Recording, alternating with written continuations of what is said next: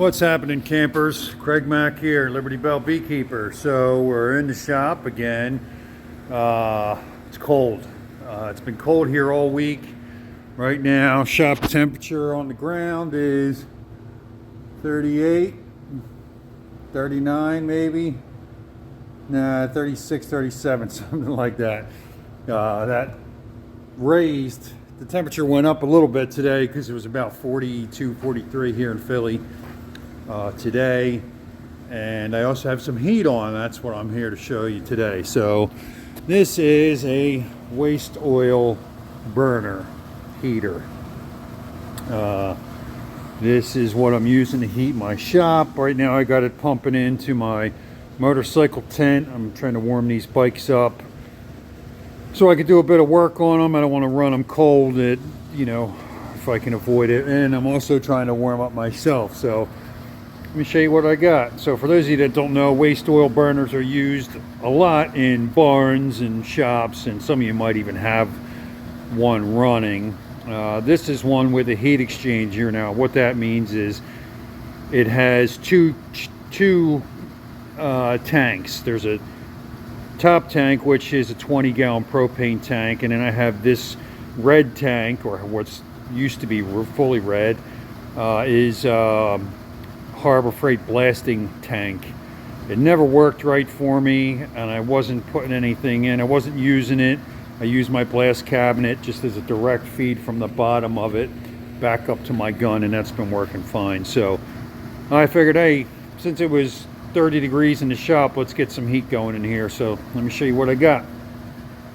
So as I said, this is like a 50-gallon blasting tank with a 20-gallon propane tank in it. I have my drip feed oil. You can see there it's got a nice pencil lead feed of oil in it. I got a squirrel cage. This runs like, I don't know, 1500 RPM, something like that. I don't know the cubic feet per minute on it, but it's split in two. One goes to blow into the burner, the other goes to the heat exchanger. So the inside tank burns the oil, heats the air in the outside of that tank in the big tank, and this hose blows it out of my outtake. Right now I'm blowing about 160-degree air out of there.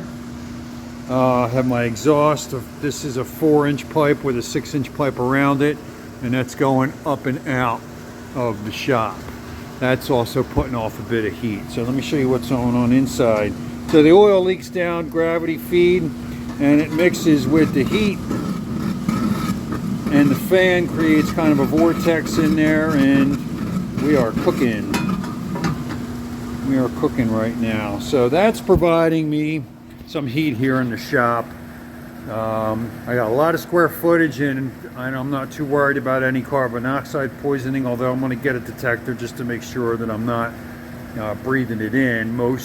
Almost all of that exhaust is going up and out, and this place is far from airtight, so I'm always getting fresh air in here. If you're going to do something like this, make sure that your chimney is good. Make sure you're following as much safety protocols as you can, fire extinguishers, yada yada. This is not meant to be a how-to. It's just kind of showing you what I'm doing here. I hope that's enough legal protection. Do not try this at home. But this is what I'm using now to get me some heat in the shop.